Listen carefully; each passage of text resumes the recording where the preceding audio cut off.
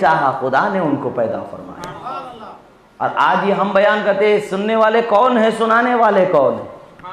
آج ہم کہتے ہیں تو شرک کیسے بھائی؟ تمہارے باپ کی جاگیر ہے کہ جو دل میں آیا اٹھا کے کس کو بھی دے دی؟ کچھ وہ پراپرٹی ہوتی ہے باپ کے ہونے کے باوجود نہیں دے سکتے۔ جب تمہارا چلنا تمہاری اصل چیز کے اوپر نہیں چل سکتا ہے، یہ تو خدا کی شریعت ہے، خدا کا دین ہے، مصطفیٰ پیارے صلی اللہ علیہ وسلم کی شان و عظمت ہے۔ تم گھٹانے سے کیا گھٹنے والا ہے؟ خدا نے فرمایا وَرَفَعْنَا لَكَ ذِكْرَكَ، اے حبیب ہم نے آپ کے لیے آپ کے ذکر کو بلند فرما دیا۔ حضرت مالک بن عوف کیا فرماتے ہیں؟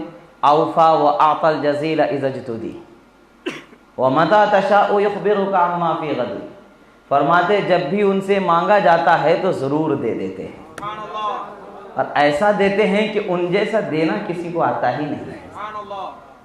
صحابہ کرام، ایک روایت اور یاد آ رہی حضرت خالد بن معدان رضی اللہ تعالیٰ عنہ سے، وہ فرماتے ہیں کہ صحابہ کرام سرکار دو عالم صلی اللہ علیہ وسلم کی خدمت میں حاضر ہوئے، حاضر ہو کر کے عرض کرتے ہیں یا رسول اللہ اخبرنا عن نفسک، یا رسول اللہ آپ اپنے بارے میں ہمیں بتائیے۔ ہم عشق والے یہی کہیں گے یا رسول اللہ میلاد کیسے منانا بتائیے۔ ہم اس کا معنی یوں بیان کریں گے کہ یا رسول اللہ میلاد کیسے منانا ہے یہ ہمیں بتائیے، سکھائیے، اس لیے کہ سرکار وہاں جو ذکر کر رہے ہیں وہی ذکر ہے جو ہم میلاد میں کرتے ہیں۔ اللہ کے رسول صلی اللہ تعالیٰ علیہ وسلم ارشاد فرماتے ہیں کہ نام ہاں سنو، میں اپنا تعارف تمہیں دیتا ہوں، اس لیے کہ ان کو ان کا رب جانتا ہے اور وہ خود جانتے ہیں، ہم کیا جانیں۔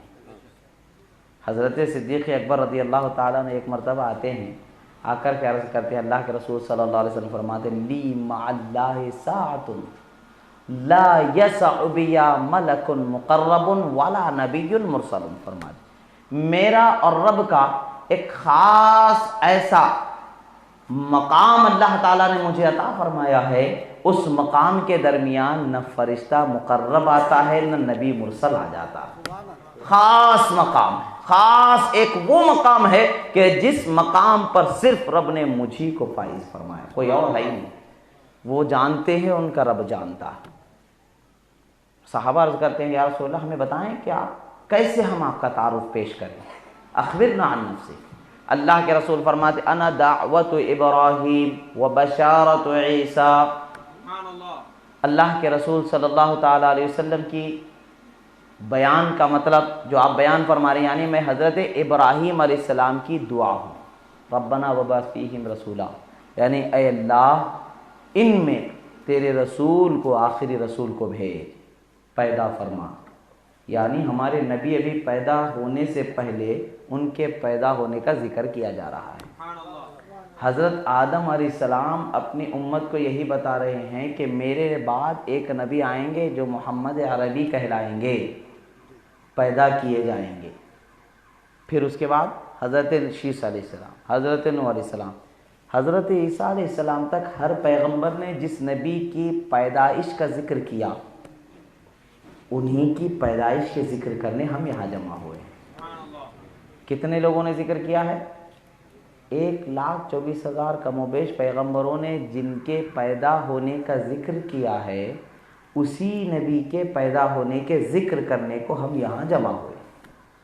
تو میلاد منانا پیدا ہونے کے ذکر کرنے کو کہیں گے، نبی پیدا ہوئے، ہم کہتے ہیں وہ فرماتے تھے پیدا ہوں گے، پیدا ہوں گے، پیدا ہوں گے، ہر حال میں پیدا ہونے کا ذکر ہوا۔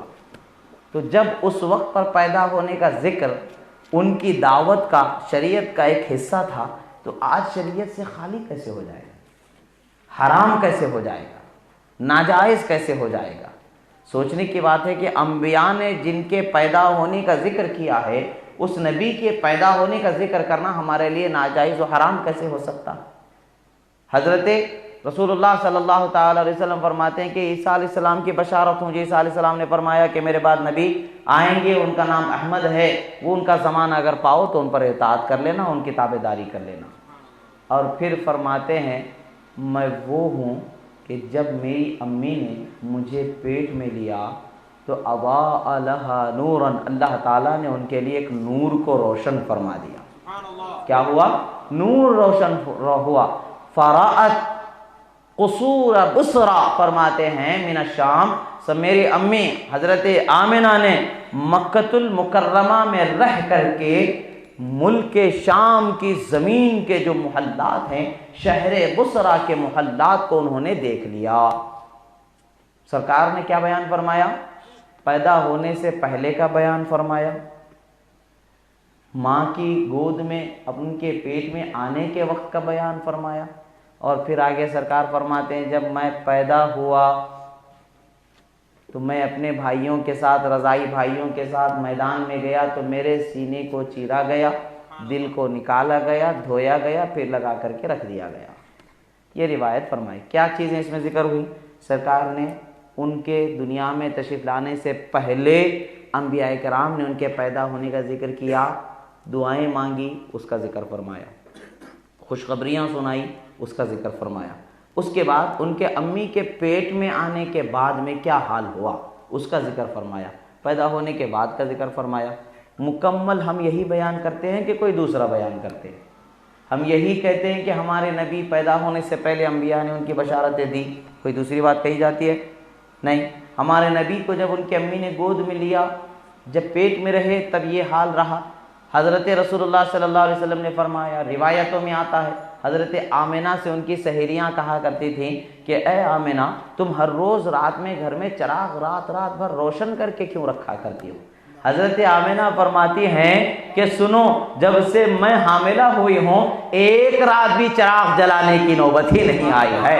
خدا نے میری کوکھ میں ایسا نور دے دیا ہے کہ میں آسمانوں کو دیکھتی نظر آتی ہوں، اور ملک شام کے محلات کا میں ملاحظہ کر لیا کرتے ہوں۔ جس نبی کے ماں کے دیکھنے کا یہ حال ہے کہ مکہ میں رہ کر کے ملک شام کے محلات کو دیکھ لیا کرتی ہیں، تو سراپا نور اس نبی نور مجسم کے دیکھنے کا کیا حال ہوگا؟ اسی کو ہم کہتے ہیں اور کوئی غیب کیا، تم سے نہاں ہو بھلا جب نہ خدا ہی چھپا تم پہ کروڑوں۔